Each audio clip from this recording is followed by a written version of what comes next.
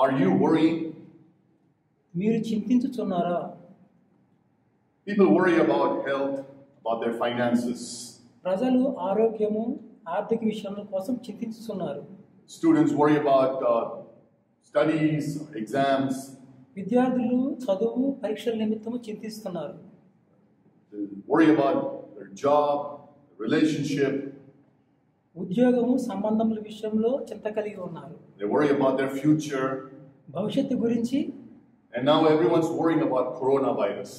మరియు corona virus గురించి ప్రజలు చింత కలిగి ఉన్నారు. Somebody said, worry gives a small thing a big shadow. చింత ఒక చిన్న విషయంకు ఒక పెద్ద నీడనిస్తుందని ఒకరు అన్నారు. Worry is like a rocking chair. It will give you something to do, but it won't get you anywhere. చింత అనేది ముందుకు వెనకకు ఊగే ఒక కుర్చీ వంటిది. ఇది మనకు చేయడానికి ఒక పని ఇస్తుంది కానీ మనల్ని ఎక్కడికి చేర్చదు. It is a guest admitted, which quickly turns to be a master. ఇది అనుమతితో ప్రవేశించి త్వరలోనే యజమానిగా మారే అతిథి వంటిది. God doesn't want you to worry or be anxious. మీరు చింత కానీ ఆందోళన కానీ కలిగి ఉండటం దేవుని చిత్తం కాదు. And so God has given us a prescription for overcoming this worry. ఈ చింతను అధిగమించడానికి దేవుడు మనకు ఒక ప్రణాళికను కలిగి ఉన్నారు. We read this in Matthew chapter 6, verses 25 to 34. మత్తయి 6వ అధ్యాయము 25 నుంచి 34 వరకు ఇది వ్రాయబడి ఉన్నది. Matthew chapter 6, verse 25 says, మత్తయి సువార్త 6వ అధ్యాయము 25వ వచనం ఈ విధంగా చెప్పుచున్నది. అందువలన నేను మీతో చెప్పినదేమనగా, ఏమి తిందుమో ఏమి త్రాగుదుమో అని మీ ప్రాణమును గూర్చి అయినను, ఏమి ధరించుకుందుమో అని మీ దేహమును గూర్చి అయినను చింతింపకుడి. ఆహారము కంటే ప్రాణమును, వస్త్రము కంటే దేహమును గొప్పవి కావా? In the original language, worry, the word for worry is the word merimnau. మూల భాషలో చింత అనే పదానికి మరిమ్నావ్ అనే పదాన్ని ఉపయోగించారు. That word is used in a good way. The word is used as a sincere, genuine care. ఈ యొక్క పదము ఒక మంచి విధముగా అనగా ఒక ఆసక్తి కలిగిన శ్రద్ధ, యథార్థమైన ఆసక్తి కింద వాడబడింది. For example, Paul uses that word in Philippians chapter 2, verses 19 and 20.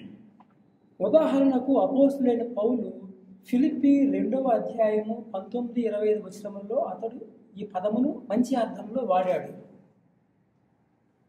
And Paul says in Philippians chapter 2, he talks about a kindred spirit, someone who will be genuinely concerned, referring to Timothy, genuinely concerned for your welfare. Philippi 2వ అధ్యాయము 19వ వచనంలో పౌలు తిమోతిని గురించి ఉదహరిస్తూ మిమ్మల్ని గురించి చింతించుతున్నాడని చెప్పాడు. The word means a genuine concern. ఈ పదమునకు అర్థము యథార్థమైన ఆసక్తి, శ్రద్ధ. It is good to have a genuine concern for our life and for those whom we love. మన జీవితం గురించి మరియు మనము ప్రేమించే వారి కొరకు మనము చింత కలిగి ఉండుట ఎంతో మంచిది. It's good for us to have a genuine concern. ఇది యథార్థమైన ఆసక్తి కలిగి ఉండుట మంచిదని తెలుపుచున్నది. But Jesus used that word in Matthew chapter 6, and when he says do not worry, that word means an anxious care. మన ప్రభువైన యేసు మత్తయి సువార్త 6వ అధ్యాయంలో ఈ చింతన గురించి మాట్లాడినప్పుడు ఆ చింత ఒక ఆందోళనకరమైన చింతగా ఆయన ఉపయోగించారు. Not a genuine care, but an anxious care. ఇది యథార్థమైన శ్రద్ధ, ఆసక్తి కాదు కానీ ఒక ఆందోళన కలిగించే శ్రద్ధ. That's not right. అది సరైనది కాదు. That is not good for our life. అది మన జీవితమునకు ఉపయోగకరమైనది, మంచిది కాదు. That word means to be pulled in different directions. ఆ పదములకు అర్థము వివిధ దిశల్లో లాగివేయబడుట అని అర్థం. It means to be distracted. అనగా పరధ్యానముగా ఉండుట. The word also means a distracting care. మరియు ఏకాగ్రతను కోల్పోనట్లుగా చేయి చింత అని అర్థం. Anxiety torments the soul. చింత ఆత్మను బాధపరచును. It irritates. ఇది ఉద్రేకపరచును, చికాకుపరచును. It raises the temper. ఇది కోపమును రేపును. It distracts the mind from communion with God. మన మనస్సును దేవుని సహవాసం నుంచి ఈ చింత లాగివేస్తుంది. It pulls our mind in different directions. ఇది మన మనస్సును వివిధ దిశలకు లాగుతుంది. Our hopes pull us in one direction, our fears pull us in the opposite direction. మన ఆశలు మనలను ఒక ప్రక్కగా లాగుతాయి, మన భయము మనలను దీనికి వ్యతిరేక దిక్కులో లాగుతుంది.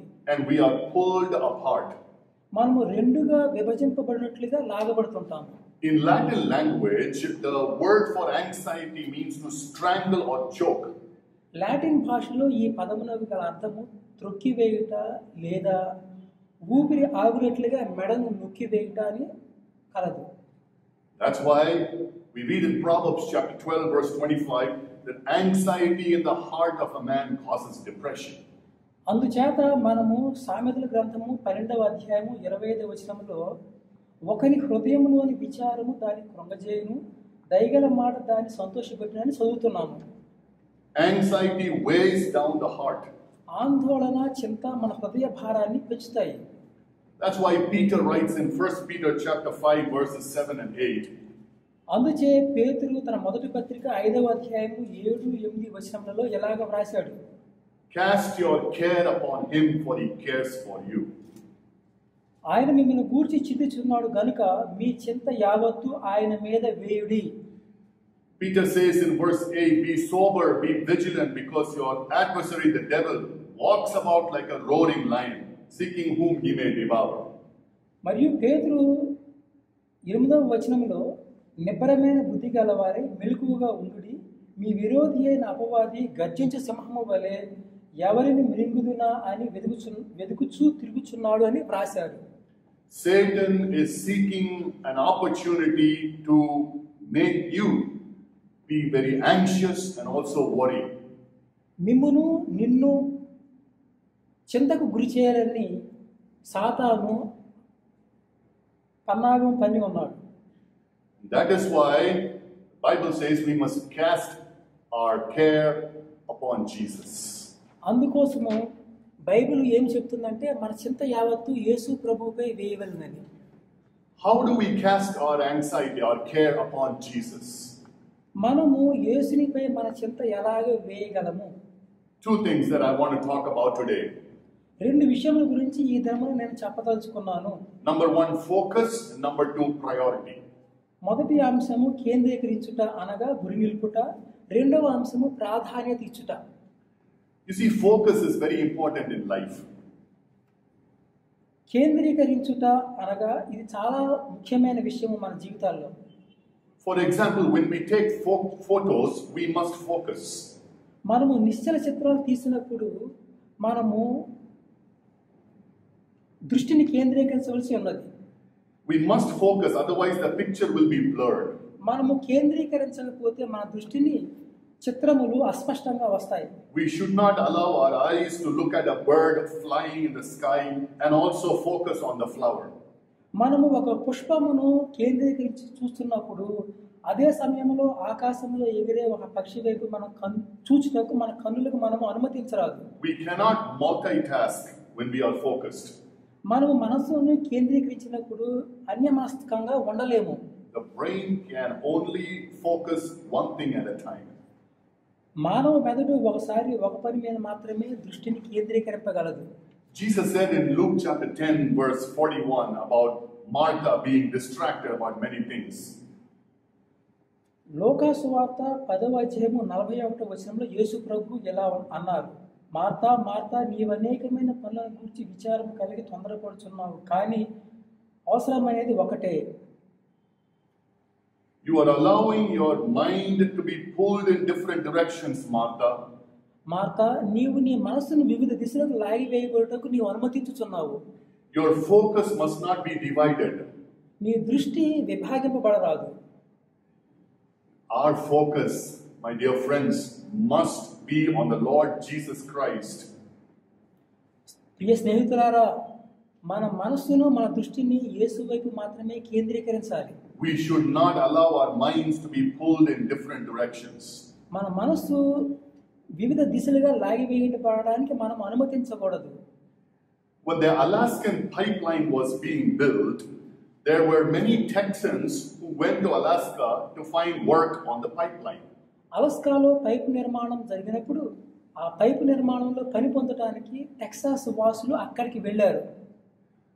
People from Texas could only work for few hours in the cold weather. ఆ చల్లని వాతావరణంలో టెక్సాస్ వాసులు కొద్ది గంటలు మాత్రమే పని చేయగలిగారు. Yet the Eskimos, the native Alaskans, could work indefinitely in the cold weather. కానీ స్థానికులైన ఎస్కిమోలు ఆ చలిలో నిరవధికంగా పనిచేశారు. They decided to do a study to find out why the Eskimos could withstand the weather. ఎస్కిమోలు వాతావరణాన్ని ఎలా తట్టుకొని నిలబడ్డారు అని తెలుసుకోవడానికి వారు ఒక అధ్యయనం నిర్వహించడానికి నిర్ణయించుకున్నారు. After much study, they found out that there were no physiological difference between the Eskimos and the Texans. ఎంతో అధ్యయనం తర్వాత వారు ఎస్కిమోలకు టెక్సాస్ వాసులకు శారీరక నిర్మాణంలో ఏ విధమైన తేడా లేదని తెలుసుకున్నారు. There was nothing in skin thickness, blood, or anything physical. వారి చర్మపు మందంలో కానీ దళసరితనంలో కానీ రక్తంలో కానీ మరే భౌతిక విషయంలో కానీ తేడా లేదు. The solution came when they did a mental study. వారు మానసిక అధ్యయనం చేయడం ద్వారా సమాధానం వారికి పొందారు. The difference was the Eskimos said, తేడా ఏమనగా ఎస్కిమో ఈ విధంగా చెప్పారు. I know the job that is set before me and I will be focused on the job, not on the weather. నా ముందు ఉంచబడిన పనిపై నా దృష్టి పెడతాను కానీ ఎదురుగా ఉన్న వాతావరణంపై నా దృష్టి పెట్టను. But those from Texas focused on the weather and this kept them from focusing on the job. కానీ టెక్సాస్ వాసులు తమ దృష్టిని వాతావరణంపై కేంద్రీకరించడం వలన వారు తమ దృష్టిని పనిపై పెట్టలేకపోయారు. Our focus must be on God, who is our provider and protector. మన దృష్టి ఎల్లప్పుడూ మన పోషకుడు రక్షకుడైన దేవుని వైపే కేంద్రీకరింపబడి ఉండవలెను.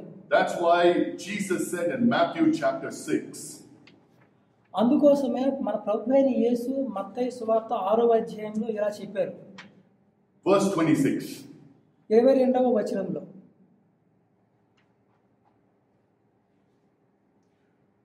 He said that your heavenly Father feeds them.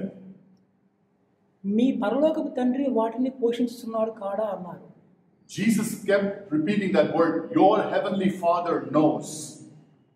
ప్రభువైన యేసు ఆ వాక్యాన్ని మరలా చెప్పారు. మీ పరలోకపు తండ్రి మీ కొరకు చింతిస్తున్నాడు. Our focus must be on our God, who is our provider and who is our protector. మన దృష్టి ఎల్లప్పుడూ మన పోషకుడు మన రక్షకుడు అయిన దేవుని వైపే కేంద్రీకరింపబడి ఉండాలి. We read in Genesis chapter 22 verse 14. ఆదికాండము 22వ అధ్యాయము 14వ వచనంలో ఇది వ్రాయబడి ఉన్నది.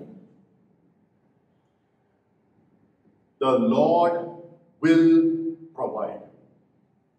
And his name is Jehovah Jireh. దేవుడే చూసుకొనును, ఆయన పేరు యెహోవా ఈరే.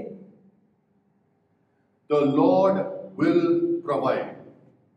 దేవుడే అనుగ్రహించును. In Romans chapter 8 verse 32. రోమా పత్రిక 8వ అధ్యాయం 32వ వచనంలో తన స్వంత కుమారుని అనుగ్రహించుటకు వెనుక తీయక మన అందరి కొరకు ఆయనను అప్పగించిన వాడు ఆయనతో పాటు సమస్తమును మనకెందుకు అనుగ్రహింపడు? God provided a ram for Abraham. అబ్రహామునకు దేవుడే ఒక పొట్టేలును అనుగ్రహించాడు. God provided Jesus Christ for us as a sacrifice. దేవుడు యేసు ప్రభువును మన నిమిత్తమే బలిగా అనుగ్రహించాడు. The Bible verse says, how shall he not with him also freely give us all things? ఆయనను మనకు అప్పగించిన వాడు ఆయనతో పాటు సమస్తమును మనకు ఎందుకు అనుగ్రహింపడు అని వ్రాయబడి ఉన్నది. Our focus must be on Jesus Christ, who is our provider and protector.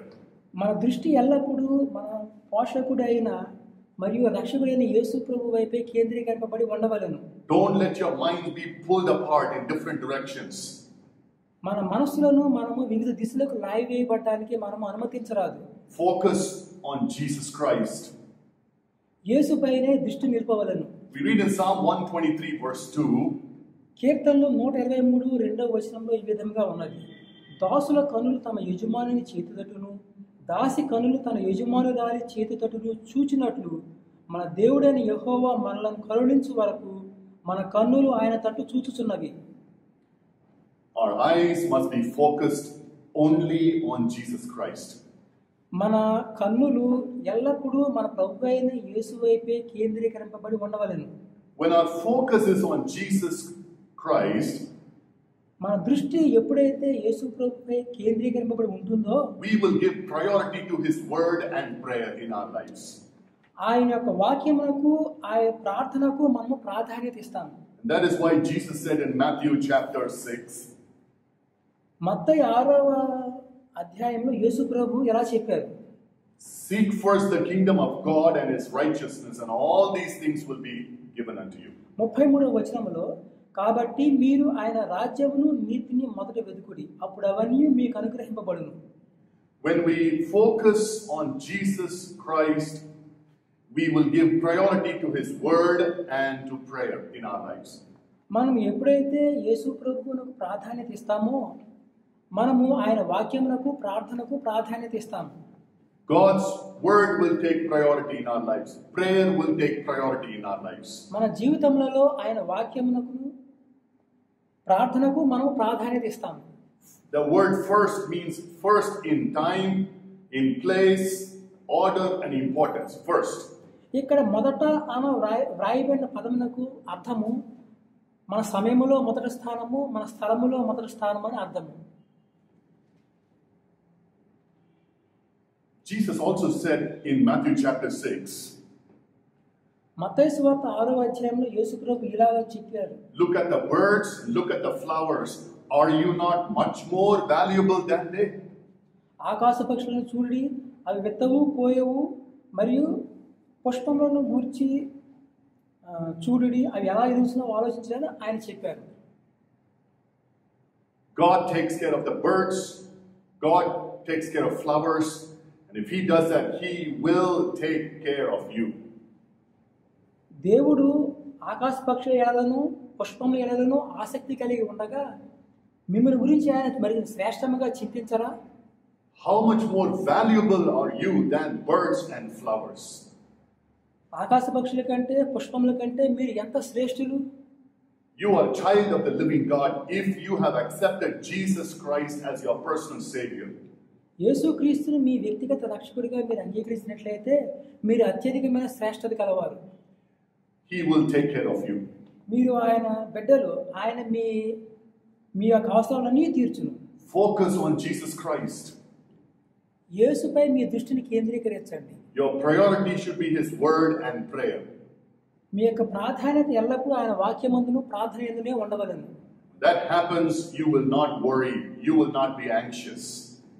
మీరు ఇది చేస్తే మీరు ఏ విషయంలోనూ చింతించరు, దిగులు కలిగి ఉండరు. In closing, let me read some verses from the word of God. దేవుని గ్రంథం, బైబిల్ గ్రంథం నుంచి ముగించే ముందు కొన్ని వాక్యాలు చదువుదాము. Philippians chapter 4 verses 6 and 7. Philippi పత్రిక 4వ అధ్యాయము 6 నుంచి 7 వచనములు. దేనిని గూర్చి చింతపడకుడి గాని ప్రతి విషయంలోనూ ప్రార్థన విజ్ఞాపనల చేత కృతజ్ఞతాపూర్వకముగా మీ విన్నపములు దేవునికి తెలియజేయుడి. అప్పుడు సమస్త జ్ఞానమునకు మించిన దేవుని సమాధానము యేసుక్రీస్తు వలన మీ హృదయములకును మీ తలపులకును కావలియుడు. Peace of God will guard your heart and mind. దేవుని సమాధానము మీ హృదయములను మీ తలపులను కావలి కాయును. Psalm 42 verse 11. కీర్తనలు 42వ అధ్యాయము 11వ వచనము. నా ప్రాణమా నీవేళ కృంగి ఉన్నావు, నాలో నీవేళ తొందరపడుచున్నావు. దేవుని యందు నిరీక్షణ ఉంచుము, ఆయనే నా రక్షణకర్త, నా దేవుడు, ఇంకనూ నేను ఆయనను స్తుతించెదను. God will help you. దేవుడు మీకు సహాయం చేయును. Psalm 3 verses 5 and 6. కీర్తనలు 3, 5, 6 వచనములు. యెహోవా నాకు ఆధారము, కావున నేను పండుకొని నిద్రపోయి మేలుకొందును. 10,000 మంది దండెత్తి నా మీదకి వచ్చి మొహరించినను నేను భయపడను. You will not be afraid of anything or anyone. నీవు ఎవరి గురించి గాని ఏ విషయం గురించి గాని చింతించకు, భయపడవు. Psalm 13 verses 5 and 6. 13వ కీర్తన 5, 6 వచనం. నేనైతే నీ కృపయందు నమ్మిక ఉంచి ఉన్నాను. నీ రక్షణ విషయమే నా హృదయం హర్షించుచున్నది. యెహోవా నాకు మహోపకారం చేసి ఉన్నాడు, నేను ఆయనను కీర్తించెదను. Your heart will sing praises to the Lord. మీ హృదయము దేవుని గురించి స్తుతిగానములు చేయును. Psalm 4 verses 5, 6 and 7. 4వ కీర్తన 5, 6, 7 వచనములు. నీతియుక్తమైన బలులు అర్పించుచు యెహోవాను నమ్ముకొనుడి. మాకు మేలు చూపు వాడెవడని పలుకువారు అనేకులు. యెహోవా నీ సన్నిధి కాంతి మా మీద ప్రకాశింప చేయుము. వారి ధాన్య ద్రాక్షారసములు విస్తరించిన నాటి సంతోషం కంటే అధికమైన సంతోషము నీవు నా హృదయంలో పుట్టించితివి. God will put gladness in your heart.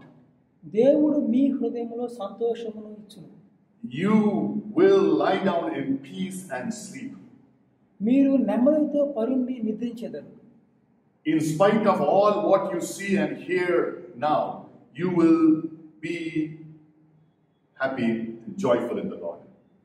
ప్రస్తుత పరిస్థితుల్లో మీరు ఏవి చూసినాను విన్నాను, మీరైతే దేవుని యందు మాత్రమే ఆనందిస్తారు. My dear friends, don't worry. ప్రియులారా, మీరు విచారించవద్దు, చింతించవద్దు. Don't be anxious. ఏ విషయంలోనూ చింత కలిగి ఉండవద్దు. Focus on Jesus Christ. యేసుక్రీస్తు వైపే మీ దృష్టి నిలపండి. Let your priority be His word and prayer. మీ యొక్క ప్రాధాన్యత ఆయన వాక్యము, ప్రార్థన యందే ఉంచండి. Jesus will take care of you. యేసుక్రీస్తు మీ సమస్త అవసరాలు తీర్చగలడు. Let's pray. ప్రార్థన చేద్దాం. Father in heaven, I thank you for this time. పరలోకమందున మా తండ్రి, మీకు స్తోత్రములు. I pray for this brother or sister or anybody who's listening right now. ఈ యొక్క వినుచున్న సహోదరి గురించి, సహోదరుల గురించి మేము ప్రార్థన చేస్తున్నాం నాయన. I pray that they will not be anxious about anything. వారు ఏ విధముగాను చింత కలిగి ఉండకూడదని మేము ప్రార్థిస్తున్నాం. I pray that they will focus on Jesus Christ. వారు యేసుపైనే తమ దృష్టిని కేంద్రీకరించాలని నేను ప్రార్థిస్తున్నాను. May their minds not be pulled apart. వారి మనస్సులు వివిధ దిక్కులుగా లాగబడకుండా ప్రార్థిస్తున్నాను. May their priority be your word and prayer.